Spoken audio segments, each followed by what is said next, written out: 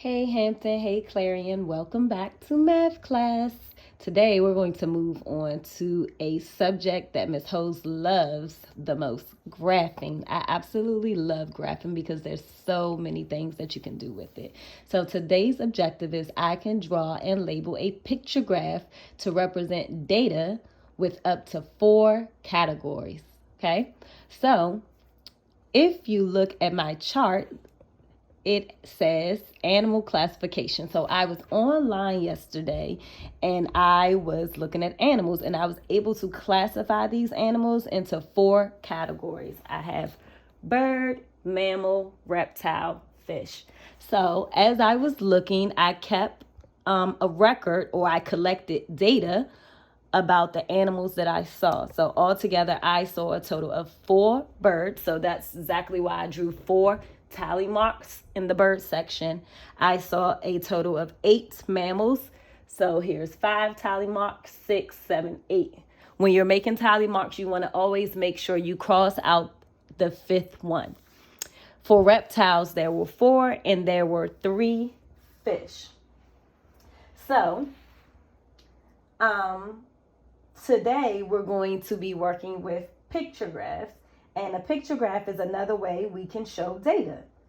So what do you think we use to show data on a picture graph? You're right, pictures. So we're going to create a picture graph of the data in the animal classification table. So since graphs help us understand information, we need to know what the graph is about. So we need to always make sure our graph has a title. So in this case, our title is right here. Here's our graph, animal classification. So our picture graph is going to show the same information, which is why I wrote animal classification at the top of our graph. What are the 4 categories of animals that I classified? Bird, mammal, reptile, and fish. You're right. So which is why I placed those same categories down at the bottom. So now those are called labels, and I have my labels in the same order that they appear in my tally chart. Why do you think it matters that we write the categories in the same order as they appear on the table? Yep, so we don't get confused, so the information looks the same. Yes, we want to be sure our data matches up. Now we're going to draw a picture in each box to represent each animal recorded by a tally mark on our table. As always, it's math, not art, so we want to be quick and efficient. We don't have the time or enough space to draw a whale or a polar bear and over in these little boxes, do we? No, we don't. So, what do we sometimes use in our math drawings that's quick and efficient? Yep, a circle. Absolutely. A circle is a fast way to draw something and it can stand for whatever we want it to stand for. So today our circles will be our picture or symbol for animals. When you're working with picture graphs, there's always a symbol. So each circle will represent one animal and we'll draw one circle in each box. So how many circles should we draw for the bird column? 4. You're right. So I'm going to go ahead and draw my 4 circles. And if you're at home, you can draw it with me. 1, 2, 3, 4. Okay? All right. So we need to add one more piece of information to our graph. We have to tell people what those circles stands for. So we need a legend or a key. Does a circle stand for a box of crayons? No. What does each circle represent? Each circle stands for one animal. So, as you can see at the bottom, I have my key or my legend. It says each circle stands for one animal. That's very essential when you're making picture graphs. All right. It also is helpful to write the total for each category right on the graph. So I counted 4 birds, so I put 4 at the top. All right, so how many mammals did I see? 8. So I'm going to go ahead and draw 8 circles. Okay. What about reptiles? 5. And fish. Yep, 3. So now our picture graph represents exactly what it says in our tally chart. Okay? So now we can ask some comparison questions. For example, we might say, how many fewer fish are there than mammals? How many fewer fish are there than mammals? There are 5 fewer fish because mammals have 8 and fish only have 3. You might ask, how many more birds would I have to see to be the same as the number of reptiles I saw? 1 more, because 5 minus 4 equals 1, or 4 plus 1 equals 5. How many more mammals are there than reptiles? 3, because mammals have 8 and reptiles have 5, sorry. So 8 minus 5 is 3.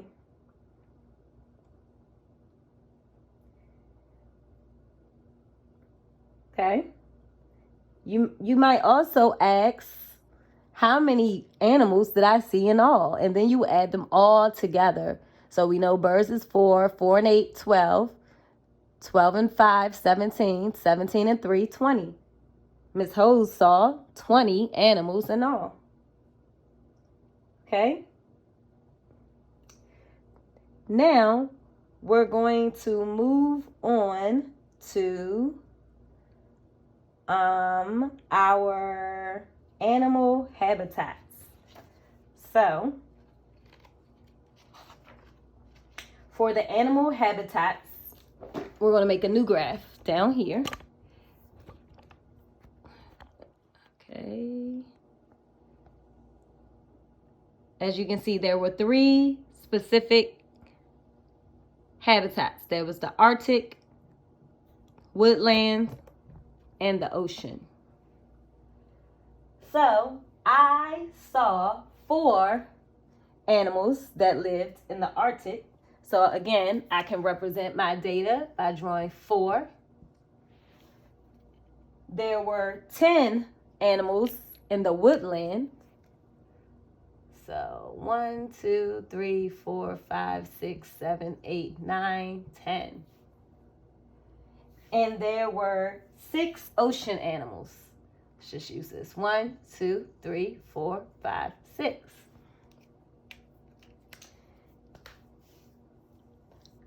Now, I want you to ask a question. Ask a comparison question to someone at home.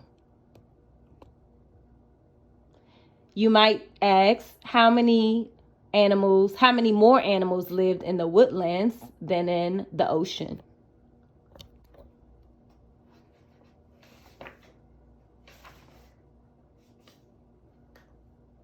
Okay. Now we're going to move on to our favorite class of animals. So I was able to ask my friends about which animals were their favorite. Okay?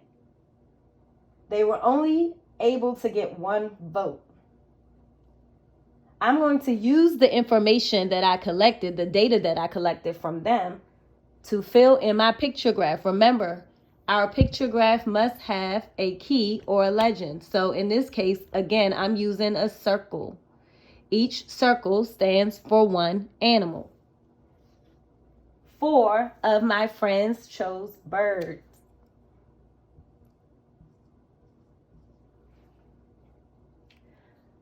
13 of my friends chose a mammal.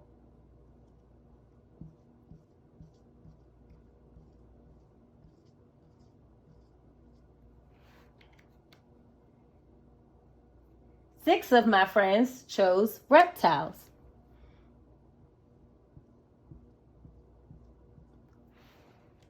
And 2 of my friends chose fish.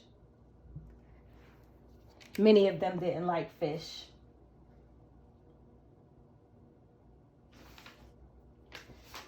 So now I want you to come up with comparison questions about this particular picture graph on your own.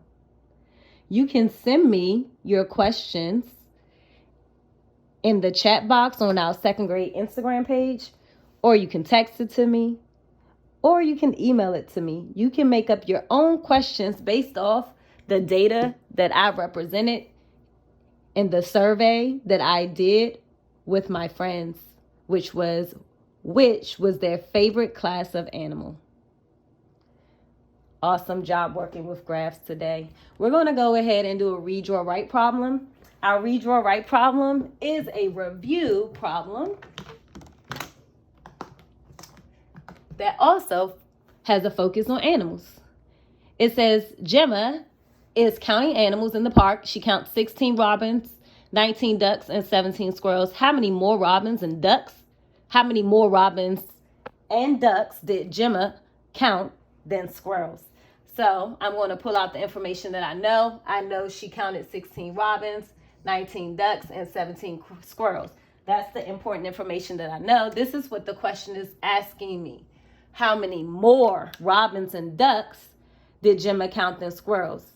So they're comparing the robins and ducks to the squirrels. So that means we need to add the amount of robins and ducks there were all together. So we're going to start with making a number sentence for the robins and the ducks. So I have 16 plus 19. All right. So I'm going to go ahead and change my number sentence to use friendly numbers. So I'm going to take 1 from the 16 and add to the 19. So therefore that 19 is going to change to 20, and I'm going to have 15 left. So therefore I can mentally add this in my head. 20 plus 15 equals 35. So I know altogether there were 35 robins and ducks. Now it says how many more robins and ducks did Gemma count than squirrels? So there were 17 squirrels. So I'm going to make a new number sentence, 35 minus 17. And once I complete this problem, this will tell me how many more robins and ducks did Gemma count than squirrels. So I think I'm going to use the arrow way, and I'm going to start at 17. I'm going to count up. I'm going to add 3 to make a friendly number. That gives me 20.